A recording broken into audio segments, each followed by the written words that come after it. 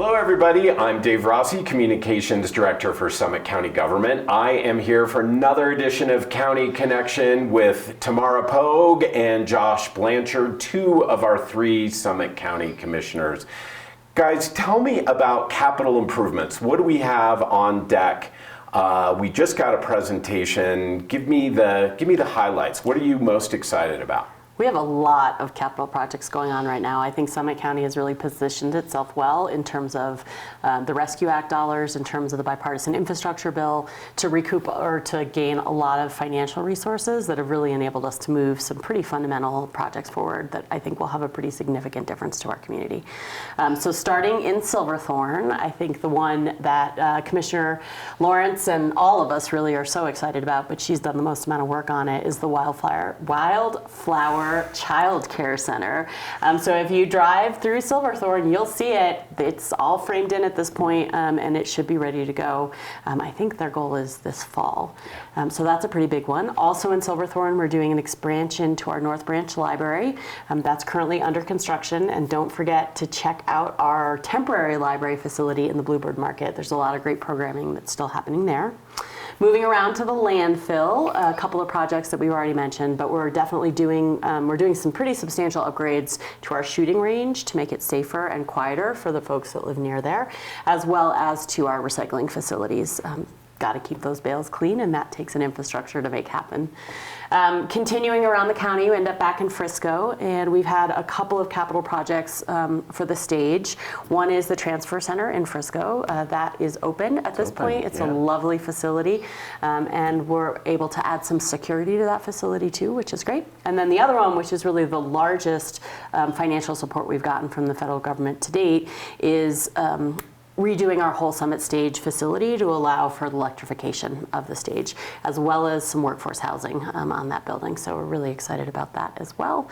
I think that's it. Oh no, Search and Rescue. I forgot about Search and Rescue. You know, Search and Rescue is a volunteer organization that does a tremendous amount of good for our community, and we're really grateful for all of their service and their time as volunteers. And they have had certainly substandard training facilities in the past, and so we've knocked down their current building and are rebuilding a new state-of-the-art facility that will allow them to have more opportunities to train, as well as just a better, higher class facility for their home base. So very excited that one is underway.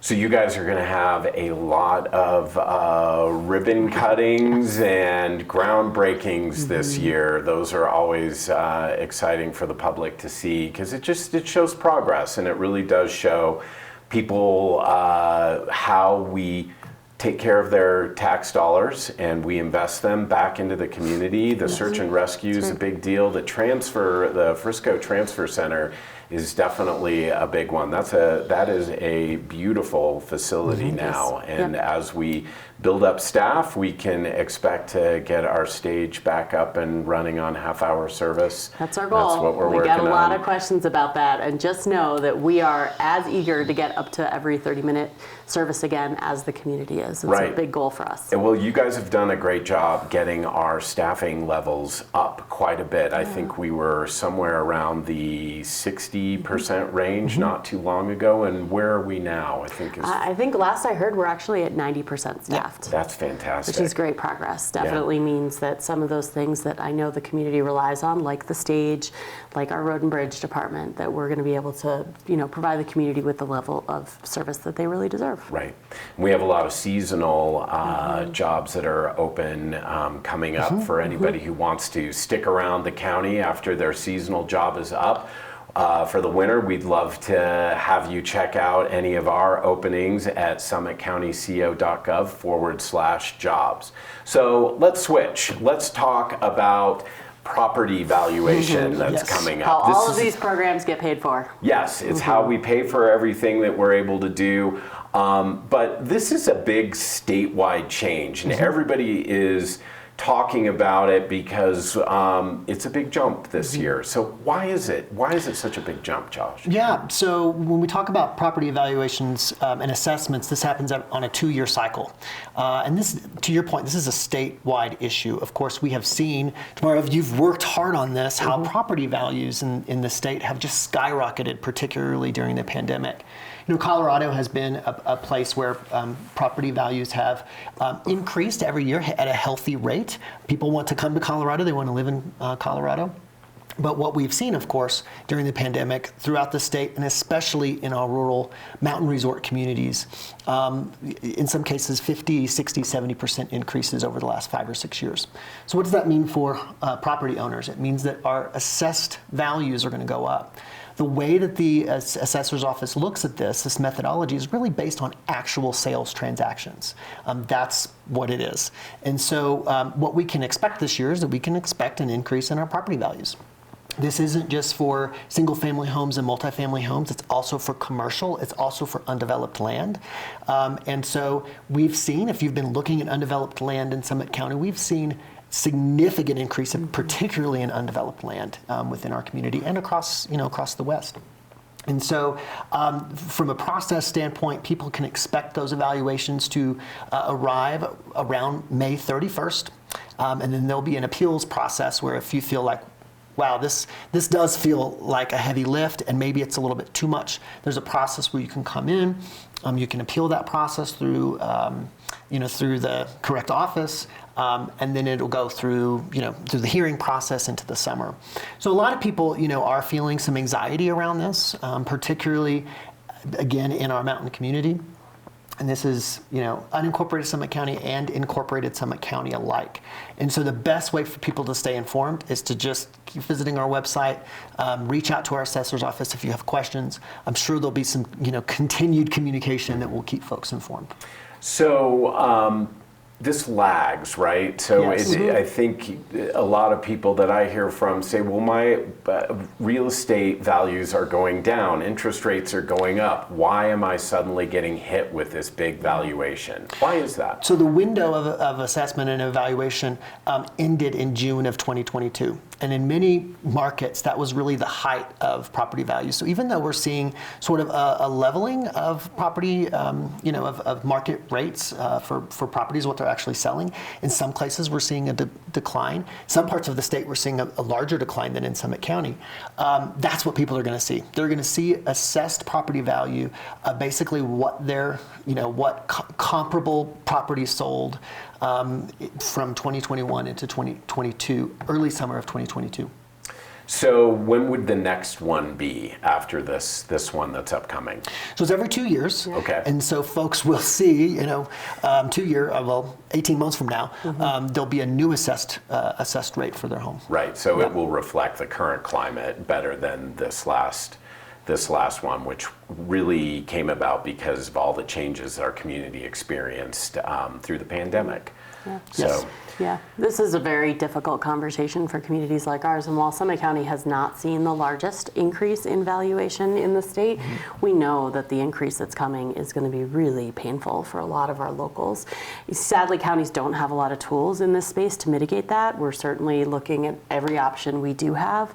But I do know, going back to our legislative conversation, that the legislature and the governor are looking at this issue because it is a statewide problem and trying to see if there are some changes they can make this session that might help mitigate the outcomes for our residents, next year. One of the sort of principles of taxation is that it has to be uniform. It has to affect everybody the same way, which makes it really difficult in communities like ours where there is such a big gap in the value of property as well as in the income of the folks that have residences here. So it's a difficult issue. There will be lots of conversations to come on this, but we are a little bit limited as to what kinds of tools we have in this toolbox. So this just kind of, brings us maybe closer to a close with all the impacts that COVID had on our community. Some of them came out positive, some of them are a little bit more difficult conversations that we still need to have.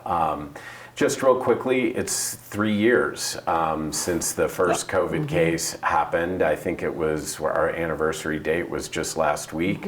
I think I remember very clearly the press conference. Do you guys have any thoughts on any lessons learned with COVID, or any sort of personal anecdotes, and what do you guys hope to see for the future now that we're looking in the rearview mirror, hopefully, with COVID? Well, I think we are through the worst of it, right? We've learned to live with it as we were told we would have to do, and so we are learning to live with it. It's still a serious issue, but there's medicines and vaccines and things that can help us learn to cope. But to your point, we're seeing those residual effects. It's sort of the wave 4. We're seeing livability issues, home prices. We still have significant impacts on our mental and behavioral health that we're sort of learning about now. Like, what is the long-term impacts for people when you're in a traumatic situation or you're experiencing trauma, right? You work, you get through it, you get to the end of the day, and now we're sort of reflecting how are we responding to that trauma-inducing experience. As far as lessons learned, we all knew that this community was special, right? It's what inspired me to seek this position. Tamara, you and I have talked about that. I know you feel the same way. The way that this community has really come together to support one another, to combine resources, to troubleshoot, to think creatively, to address these concerns, is what keeps me going. That's right. I think I'm looking forward. We've seen tremendous change, and so after tremendous change, I want to think comes tremendous stability. And I'm hoping that a lot of the things we're talking about right now, whether it's housing or sustainability, really will bring us to a place of some stability for the residents of Summit County, because I think that's what we are all looking forward to as we go into the next couple of years. Yeah, and I think the county has earned a lot of high marks from around the state for facing these challenges. With our public health department, was able to distribute vaccines and actually create somewhat of a model for the rest of the state or for other mountain communities. It was quite an endeavor, and one that we were fortunate to have some professionals who had practiced this kind of mass vaccination. And it wasn't just vaccination, but you guys all came together and worked very hard on how to support our families and our businesses and keep the community going. So I think hats off to you guys.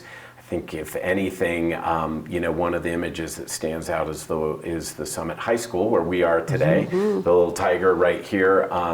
The mobile graduation parade that took place in Breckenridge was actually, it was stunning. Yeah. And I think a lot of people really saw that as the example of how this community really does come together. So taking an unfortunate event and a challenging time for our community and putting a very positive face on it. And it's really what I think you guys do best. Thanks very much. And for more information on all of our projects, our capital projects, our sustainability efforts, our valuation endeavors, please visit summitcountyco.gov. That's all I got today. Thanks, Dave. Thanks, everybody.